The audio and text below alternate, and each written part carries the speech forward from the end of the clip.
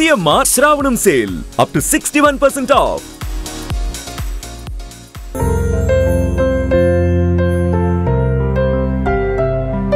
Hi hello welcome to Suman TV. నేను మీ Roshan. So present మనం సబితా ఇంద్రారెడ్డి గారి ఇంటి దగ్గర ఉన్నాం అనమాట. నిజంగా చెప్పాలంటే సబితా ఇంద్రారెడ్డి గారి పేరు చెప్తే రెండు తెలుగు రాష్ట్రాలలో పరిచయం అక్కర్లేని ఒక పేరు. చేవెళ్ళ చెల్లెమ్మగా ఆమెకి ఎంతో పేరుగాంచిందనమాట. అండ్ ఆంధ్రప్రదేశ్లో కానీ తెలంగాణలో కానీ గడప గడపకి ఆమె పేరు తెలియని వాళ్ళే ఉండరు అనమాట. ఎందుకంటే ఆమెని అంత దగ్గరగా వాళ్ళ మనసులకి హద్దుకున్న పేరు అది. సో ఎందుకంటే రాజశేఖర రెడ్డి గారికి ఎంతో ఇష్టమైన చెల్లెలు. అంటే రాజకీయాలలో రక్త సంబంధాలకి విలువలకి అండ్ చాలా తక్కువ వాల్యూస్ ఇస్తారు. కానీ ఆ రోజుల్లో వీళ్ళిద్దరే అన్నా చెల్లెల అనుబంధం చూస్తే ఇలా కదా అన్నా చెల్లెల అనుబంధం ఉండాల్సింది, ఇది కదా నిజమైన అన్నా చెల్లెల ప్రతీక అని చెప్పేసి చాలామంది కూడా అనుకున్నారనమాట. ఎస్, ఇప్పటి వరకు కూడా ఎవరు సబితా ఇంద్రారెడ్డి గారి కోటను చూపించలేకపోయారు. అండ్ ఈరోజు నేను వాళ్ళ పర్మిషన్ తీసుకొని ఈ కోటను చూపిస్తున్నాను అనమాట. ఎందుకంటే దీంట్లో చాలా సెంటిమెంట్స్ ఉన్నాయి. వాళ్ళ హస్బెండ్ ఇంద్రారెడ్డి గారు ఎంతో కష్టపడి కట్టిన ఇల్లు కాబట్టి ఆమె 3 సార్లు మంత్రిగా చేశారు, ఆయన 2 సార్లు మంత్రిగా చేశారు. అయినప్పటికి కూడా వాళ్ళు ఎటువంటి జూబ్లీ హిల్స్, బంజారా హిల్స్ పెద్ద పెద్ద కోటలు కట్టలేదండి. అంటే వాళ్ళు కష్టపడి కట్టుకున్న ఆ ఇంట్లోనే ఇప్పటి వరకు కూడా ఉంటున్నారు. అండ్ ఈ ఇల్లు కట్టేటప్పుడు కూడా ఫౌండేషన్ వేసే రోజు కూడా ఆమె 20 తులాల బంగారం తాకట్టు పెట్టి మరీ స్టార్ట్ చేశారని చెప్పేసి నాకు వేరే వాళ్ళ దగ్గర బంధువు ఒక ఆయన చెప్పారనమాట. అలాంటి ఒక ఇంటిని ఈరోజు చూపించబోతున్నాం అనమాట. అండ్ సబితా ఇంద్రారెడ్డి గారు అంటే రాజకీయాలలో ఎలా ఉంటుందంటే అధికారంలో ఉంటే ఒకలాగా ఉంటుంది, అధికారంలో లేకపోతే ఒకలాగా ఉంటుంది అనమాట. బట్ ఈమె మటుకు ఎప్పుడు దానికి భిన్నంగా ఉంటారు. అధికారంలో ఉన్నా అధికారంలో లేకపోయినా కానీ ఎప్పుడు కార్యకర్తలతో ఆమె అభిమానులతో ఇల్లు అయితే కిక్కిరిసిపోతుంది. ఒకసారి చూడండి, ఎక్కడ చూసినా కానీ బయట లోపల ఇటు లోపల ప్రతి చోట కూడా సబితమ్మ కోసం వచ్చేవాళ్ళు, సబితమ్మ ప్రేమ కోసం వచ్చేవాళ్ళు, సబితమ్మ అధికారంలో ఉన్నా లేకపోయినా కానీ మా సబితమ్మ అని ప్రేమతో వచ్చేవాళ్ళే ఎక్కువ మంది కనిపించారు మనకి. అండ్ ఒకసారి చూస్తే ఆమె మంత్రిగా ఉన్నప్పుడు ఎలా వైభోగం ఉందో ఇంటి దగ్గర సేమ్ అదే ఒకసారి లోపలికి వెళ్తే మీకు అర్థమవుతుంది. అండ్ ముఖ్యంగా ఇన్ని సంవత్సరాల ఆమె జర్నీలో ఎన్నో తీపి జ్ఞాపకాలు ఈ ఇంట్లో గోడలకి పదిలంగా అలానే ఉంచుకున్నారు. నాకైతే ఇంటి లోపలికి వచ్చే ముందు బాగా నచ్చింది ఇక్కడ ఇంద్రారెడ్డి గారు కావచ్చు, రాజశేఖర రెడ్డి గారి ఫోటో కావచ్చు. ఒకసారి చూస్తే మీకు అర్థమవుతుంది. అంటే అన్న మీద ఉన్న ప్రేమ ఇంటి లోపలికి వచ్చేటప్పుడు ఎంట్రన్స్లోనే పెట్టుకున్నారనమాట.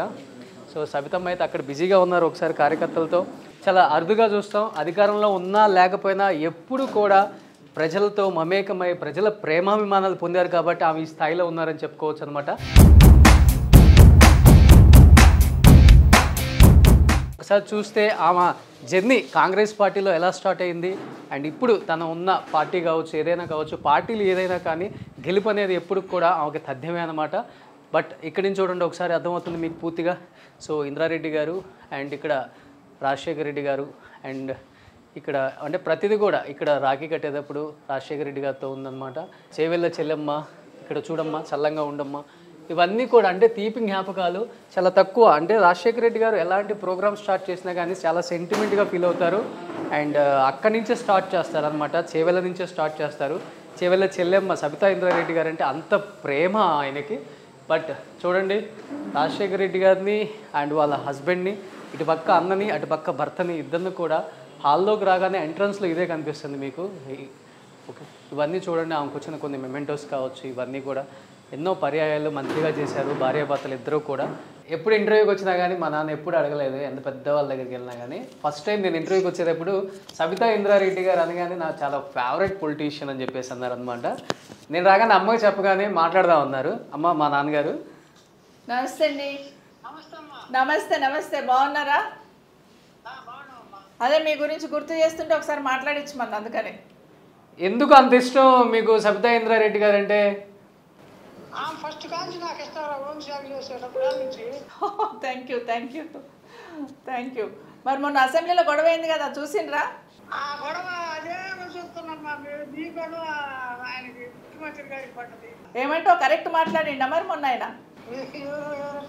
వాళ్ళు మాట్లాడుతూ ఉన్నారు. బాధ అనిపించిందా నీకు? అక్కడ అందరూ ఒకసారి ఉండి అంత ఇదిగా మాట్లాడుతున్నారు, బాధగా ఉంది నాకు. Thank you thank you.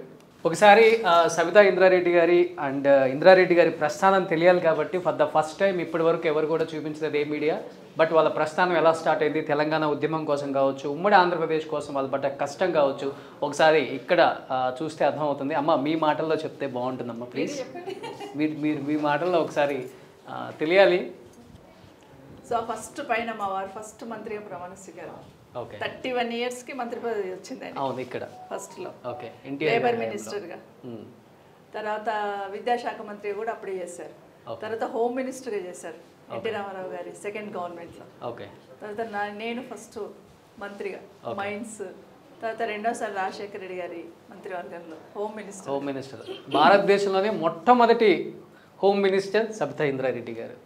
తర్వాత కిరణ్ అన్న దాంట్లో రోషయ్య గారు చేశాం కదా. తర్వాత కేసీఆర్ గారు విద్యాశాఖ మంత్రి, తొలి మహిళా మంత్రి. అన్ని కూడా అన్ని క్రెడిట్స్ అన్ని కూడా ఆమెకే అనమాట, ఆమె ఖాతాలోనే చేరాయి. మా వారి మధ్యలో కొన్ని రోజులు తెలంగాణ మూమెంట్ నడిపించారు. ఎన్టీ రామారావు గారు చనిపోయిన తర్వాత, ఎన్టీ రామారావు గారు చనిపోయినప్పుడు, ఎన్టీ రామారావు గారు పదవి నుండి దించినప్పుడు మా వారు హోమ్ మినిస్టర్. అవును.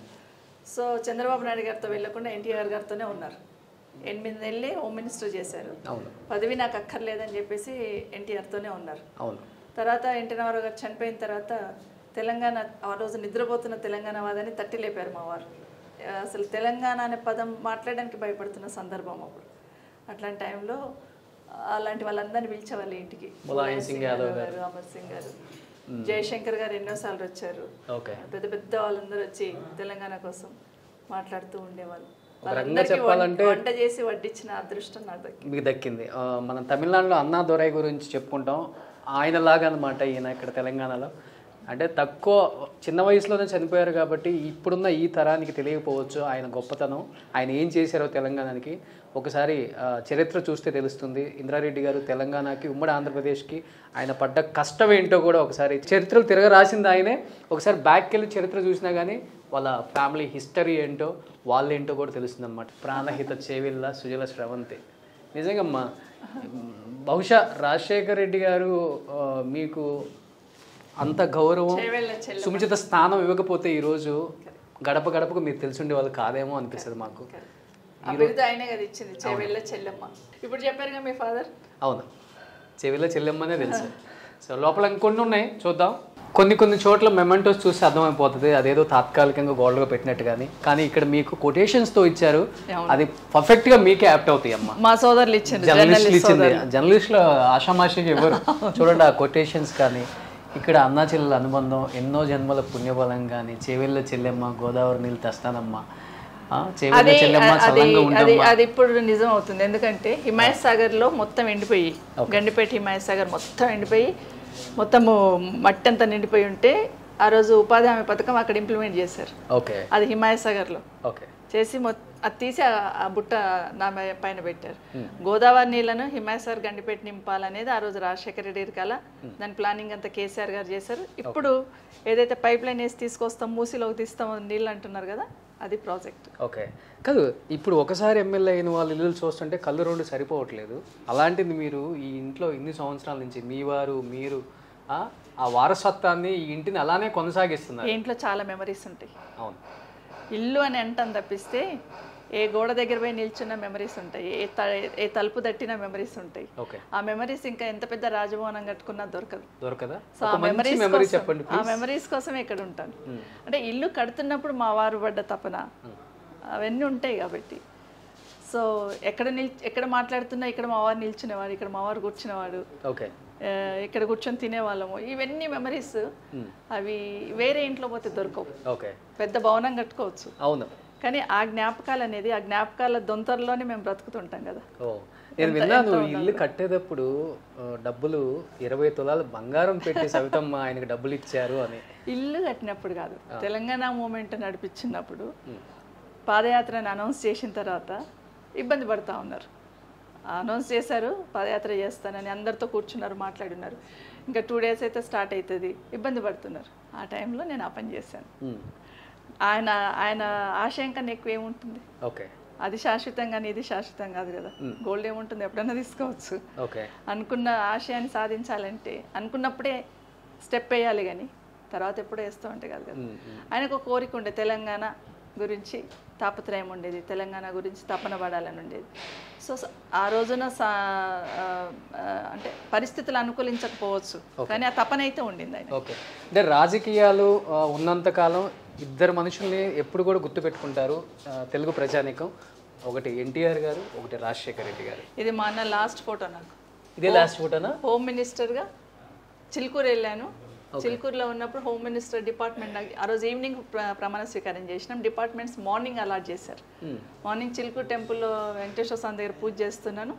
మాకు మా పిఎస్ ఫోన్ చేశాడు, అమ్మ మనకు హోమ్ మినిస్టర్ ఇచ్చారు. నేను ఇచ్చా, హోమ్ మినిస్టర్ ఏంటి ఊరికే చెప్తున్నా అంటే, లేదమ్మా హోమ్ మినిస్టర్ ఇచ్చారు మనకు అన్నారు. కొంచెం భయం వేసింది. భయమా ఏంటి మరి, హోమ్ మినిస్టర్ అంటే మగవాళ్ళు చేయడానికే భయపడతారు కదా. సో ఇమీడియట్గా అదే ప్రసాదం తీసుకెళ్ళి అన్నకి ఇచ్చాను. అది ఉమ్మడి ఆంధ్రప్రదేశ్. అదే ప్రసాదం అట్లే కొబ్బరికాయలు తీసుకెళ్ళి అన్నకి ఇచ్చాను. ఏంటన్నా ఇట్లా చేసావని అడిగాను. ఏం చేశానమ్మా అన్నాడు. హోమ్ మినిస్టర్ ఏంటన్నా నాకు అన్నాను. నీకెందుకు, నేను ఉన్నాను కదా అని తలపైన చేయబెట్టి, నేను ఉన్నాను కదా నేను చూసుకుంటాను. 5 years ఎక్కడా కూడా వెనకడుగు వేయకుండా నడిపించారు. ఆ ధైర్యం శేఖర్ రెడ్డి గారు, ఇంద్రారెడ్డి గారు ఇద్దరు నడిపిస్తున్నారు. సూపర్. అసలు అంటే ఇంట్లోకి రాగానే ప్రతి ఒక్కళ్ళకి కొంచెం కాసేపు కళ్ళమ్మడి నీళ్ళు అలా కారే ఒక మంచి మూమెంట్ అమ్మా ఇది మటుకు. అసలుకి మా అన్న ఫోటో నాకు రాగానే అలా చూడాలనిపించింది కాసేపు ఈ ఫోటోని. మా అన్న ఫోటో. మా పొలిటికల్ జీవితంలో 2-3 ఇన్ఫ్లుయెన్స్ చేసిన దాంట్లో ఒకటి ఎన్టీ రామారావు గారు మా వారి వెనకాల, తర్వాత రాజశేఖర రెడ్డి గారు మీ వెనక, తర్వాత ఇప్పుడు నాకు కేసీఆర్ గారు. ఎవరో ఒకరు ఉండాల్సిందే కదా. ఒక గాడ్ ఫాదర్. ఎస్, అమ్మ చెప్పారు, ఈ ఇంట్లో ఏ తలుపు పట్టుకున్నా, ఏ గోడ పట్టుకున్నా, ఏ సోఫాలో కూర్చున్నా, ఎక్కడున్నా కానీ ఒక తెలియని ఒక తీయని అనుభూతి. ఇదే లాస్ట్ ఫోటో, అందుకే ఇంత పెద్ద చేసి పెట్టు. వావ్, ఇది రాజశేఖర రెడ్డి గారు సబితమ్మ గారి లాస్ట్ ఫోటో అంట. బట్ ఆయన దీవించినట్లే అదే అలానే ఉన్నారమ్మా. అంతే. చాలా తక్కువ మంది చూస్తారు సబితా ఇంద్రారెడ్డి గారి 3 కొడుకుల్ని. ఎటువంటి అంటే రాజకీయాలలో ఎటువంటి ఇన్ఫ్లుయెన్స్ ఇన్వాల్వ్మెంట్ లేకుండా వాళ్ళ అమ్మ రాజకీయాలలో సక్సెస్ఫుల్గా ఉండాలి, ఒక ఉమెన్గా తనకంటూ ఎటువంటి మచ్చ మేము తీసుకురాకూడదని ఆ అమ్మతో ఆ 3 కొడుకులు, చాలా తక్కువ మంది చూస్తుంటారు 3 కొడుకుల్ని కూడా. ఒకసారి చూడండి మీరు. కార్తిక్ రెడ్డి గారు కొంచెం తెలిసి ఉంటుంది, బిఫోర్ చేవల్ ఎంపీగా కంటెస్ట్ చేశారు కాబట్టి. మిగతా ఇద్దరిని కూడా ఎవరు చూసుంటారు నాకు తెలిసి. ఆ ఫోటో చూడగానే ఒక భరోసా ఉంటుంది. ఆ 2 చేతులు చూడండి మా అబ్బాయిలు ఎట్లా పట్టుకున్నారు నన్ను. ఓ ఓకే, అటు నుంచి కార్తిక్ రెడ్డి గారు, ఇటు నుంచి మా చిన్న బాబు. ఓకే, పేర్లు ఏంటమ్మా? కార్తిక్ రెడ్డి గారు, కార్తిక్, కౌశిక్, కళ్యాణ్. ఏం చేస్తున్నారు ఇప్పుడు? వాళ్ళు బిజినెస్ చేస్తారు. అందరు బిజినెస్లే. ఓకే, ఇంకొకటి చాలా మందికి తెలియదు, సబితా ఇంద్రారెడ్డి గారు ఒక పాపను పెంచుకున్నారు.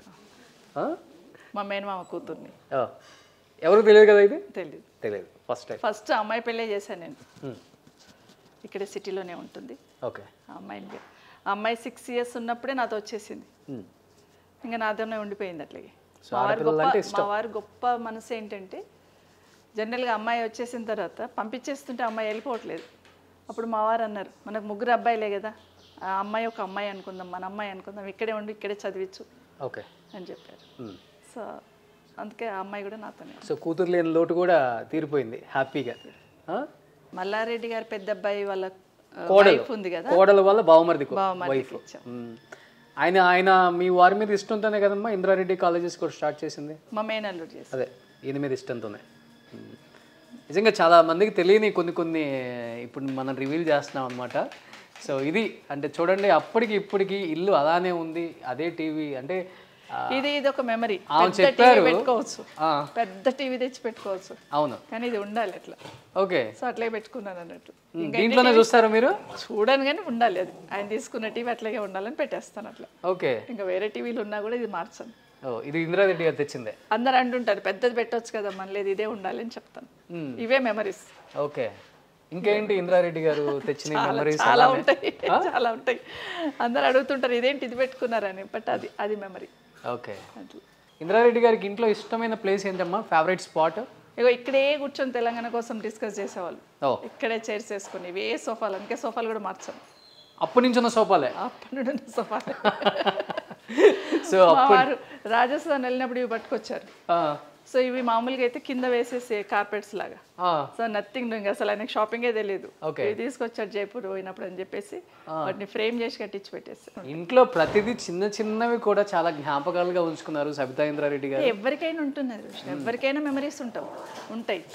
ఇంకా మాలాంటి వాళ్ళకి బ్రతుకు దేని మీద ఉంటుంది, ఆ మెమరీస్ లోపల, ఆ జ్ఞాపకాల లోపలనే ఉంటాయి. ఓకే, సూపర్, గ్రేట్ అమ్మా. మీ గురించి ఇంకా చాలా తెలుసుకోవాలి తెలంగాణ ప్రజానీకం అండ్ ఆంధ్రప్రదేశ్ ప్రజానీకం కూడా. ఇంకెందుకు ఆలోచన, let's start the interview with Sabitha Indra Reddy.